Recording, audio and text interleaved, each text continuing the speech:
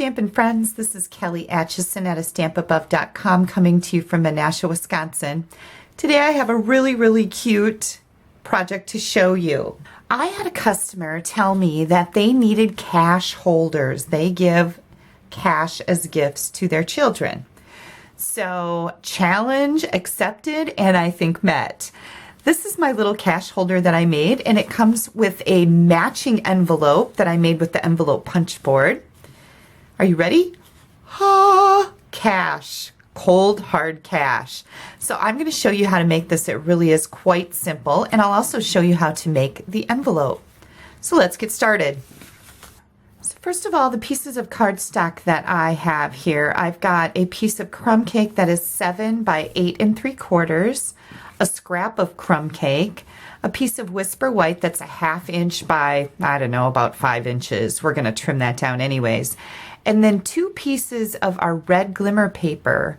These are both a 1/4 inch by 7, and also a piece of our Candy Cane Lane Designer Series paper that's 1 3/4 by 7 inches long.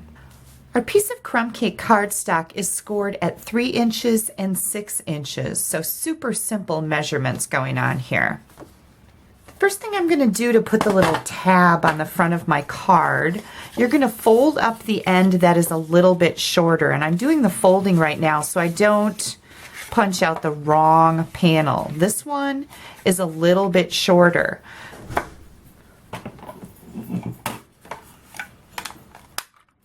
I'm going to take the 2-inch circle punch and I'm going to come in and punch that shorter panel right in the middle.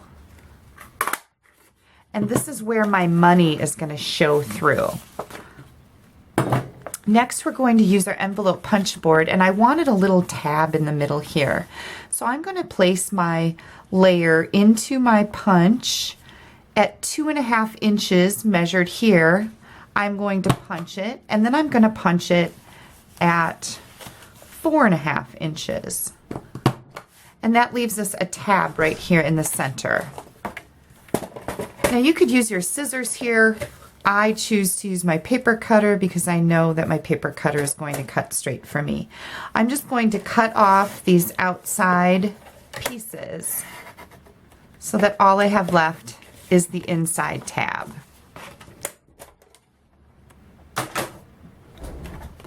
And now we've got this done and we're ready to stamp. I'm using a Real Red ink pad and the Greetings from Santa stamp set. I love this. It comes in a bundle, but I just love the stamp set all by itself because there's a lot of great things in here that I can use for my card making. I'm going to put the little scroll right over here, and you want to stamp this a little bit closer to the top of your panel here. And I'll tell you why in just a second. And then we're going to do the ho ho ho on the other side. And I did it again upside down. So what do we do when we do that? I just wasted this entire piece of cardstock. I've done this before with this card. I'm going to take this circle that I punched out of the middle, and I'm going to make sure I've got it right set up this time, and I'm going to stamp upside down again. You gotta love it. But I'm going to take this and I'm going to cover that up because there's always going to be mistakes in stamping, right? And we don't necessarily call them mistakes, we call them opportunities. So here's an opportunity for you to fix your mistake if you do the same thing I did. The inside of our card is ready to roll. I'm going to use my bone folder and give myself a nice crisp edge here. Next, I'm going to take the Designer Series paper. Get that ink pad out of there before I flop my card in it. Have you ever done that? That's fun too, right? It's usually when you're all finished with it though. That's when I have my issues. It's never when I'm starting out like this. I was pretty close to just starting out, but it's usually when it's all done, then I throw my card in an ink pad. Yes, I have lots of problems. Okay, so I've got that glued in the middle of this panel with the little tab. I'm just going to cut off that excess there because apparently I can't measure. It's one of those days. It's been a long day. Now I'm going to take these little strips of glimmer paper, and I think I cut these just a little bit longer actually on purpose. But I'm just going to butt them right up against my designer series paper. I just thought that worked a lot better than gluing them underneath or gluing the paper kind of over top of them halfway, because, you know, things don't glue well to this glimmer paper. So this was just a really good option, I thought. The first card I made, I didn't do this, but the rest of them I did because, well, you learn, right? You learn what's going to work better. Okay, so I've just butted both of these up against the designer series paper. And again, I've got excess here because I can't measure. No, just kidding. I did that one on purpose. The other one I couldn't measure. I'll admit it. All right, so there's the front of our cash holder. And then on this little piece, I'm going to use the Merry Christmas from the Greetings from Santa. Let's see if I can get this straight. I'm going to stamp that right in the middle, and that looks pretty darn good to me. All right, we are ready for our little gingerbread guys. I used soft suede on here. I wanted my gingerbread men to be nice and dark. Remember, tap, tap, tap. And again, I need 2 of them. Make sure when you're using the cookie cutter punch that you're spreading your images out far enough, because the punch has some other images that it punches out. And you want to make sure you're giving yourself enough room to allow for those also. So here comes my gingerbread guys. And I did leave enough space so that I didn't punch over my second gingerbread guy. And then one thing before I'm done with this punch, there's a tiny, tiny little heart in there. And I would like some glimmer hearts on the front of my card. You may not have seen these when I showed you the finished card at first, but I'm going to make sure you see them before we're done.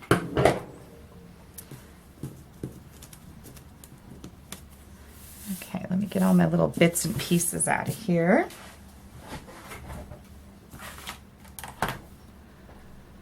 I'm using dimensionals on the back of my gingerbread men.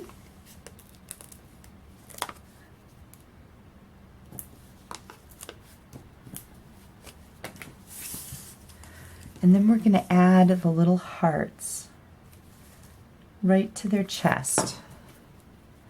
I just love doing little extra things like this that really, you know, it kind of makes your gingerbread pop. And it kind of makes your card a little extra spectacular, not so plain.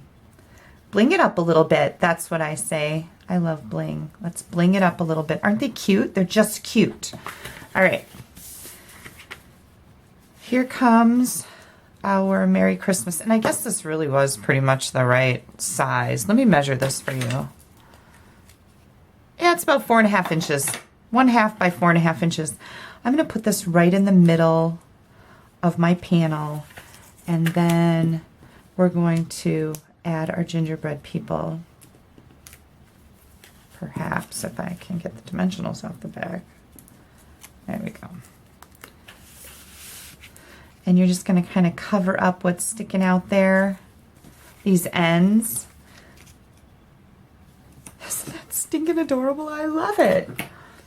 I have one more little embellishment here, and I probably lost it because that's what I'm good at. These little bow paperclip embellishments are stinking adorable, and I thought that would be perfect for my gift card holder.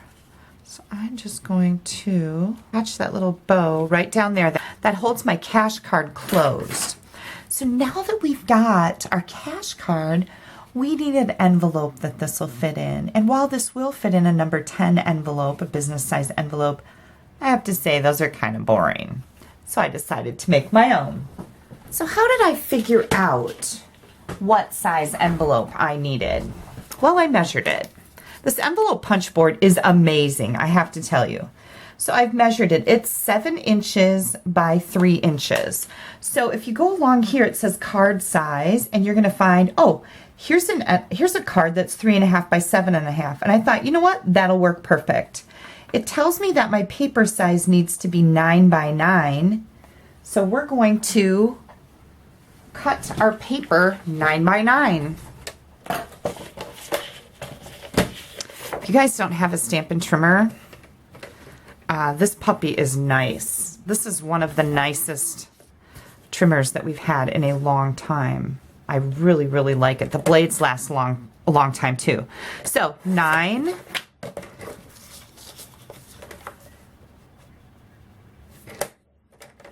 by 9.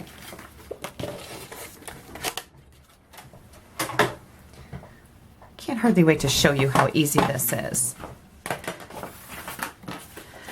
Now, along with the envelope that I'm making, it's telling me that I'm going to start my score line at 3 1/8 inches. So I'm just going to put my paper in here and push it up to the baseboard. And I'm going to go over here to 3 1/8. So bring it in and bring it all the way over. I always get stuck on that arrow. On 3 1/8 right here. I'm going to punch, grab my scoring tool, and I'm going to score. Now I'm going to turn it. I'm going to ignore this from now on. You only use that for your very first score line. Now I'm going to bring it over here. I'm going to fold it a little bit because this paper is hard to see where the score line is due to the print. I'm going to bring my score line in with the score guide. Do you see the score guide? That's what you use from now on. So here we go. Punch, score. And again, I'm going to fold it so I can see better. Punch and score.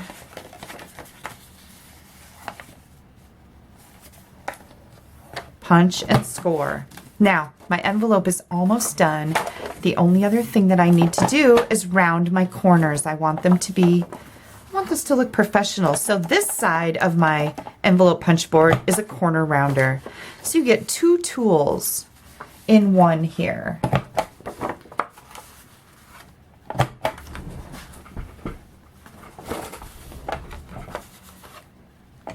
There we go. Always make sure you put your scoring tool back in here so you don't lose it. That was my mom voice. I want my envelope to be the dotted edge. Now, this is going to, these little pointed ends here are going to go over your score line. Do you see what I mean? That's okay. Just let them fold that way. This one's going to be just a little bit bigger, and I'm just going to push it right over the edge. Here we go. Here we go. And now you want to be careful where you're gluing at. So I'm going to look at what's happening here. I know that I can glue from here down, right? And I know that I can glue from about here to here. Let's make sure I didn't get that too far there. And I'm going to put some glue right here. So make sure you're not gluing your envelope closed so you can't get anything in it. That would be embarrassing. And there's a little bit of glue there, and I think I got too much. I did. Don't worry, nothing a tissue won't take care of. Okay, then I'm going to glue this edge up, and I'm just going to put some glue here and here. Now you may be saying, Kelly, how am I going to address this to anybody? Ah, look at that. Here's the white label. This is just an Avery label. You can put your address right on there. You can put your little sticker address over here or another label over here and stamp it with your address, whatever you use. Can this go through the mail? Absolutely. Is it going to cost you extra? Nope. It's a standard size that the post office accepts. So there we go with our cutie patootie cash card holder. You can also just deliver these at Christmas as you give them as Christmas gifts with cold hard cash in them. Thanks for stamping with me today. If you don't have a Stampin' Up! Demonstrator, I'd be happy to earn your business. Please pop me an email at kelly@astampabove.com. I can send you our current catalogs, and we do have a brand new catalog coming out in January, so you can get on my mailing list for that. Also, make sure you go and check out my blog, astampabove.com. I will have all the ingredients and measurements all in one place for this project. So add a little sparkle to someone's day. Send them a card.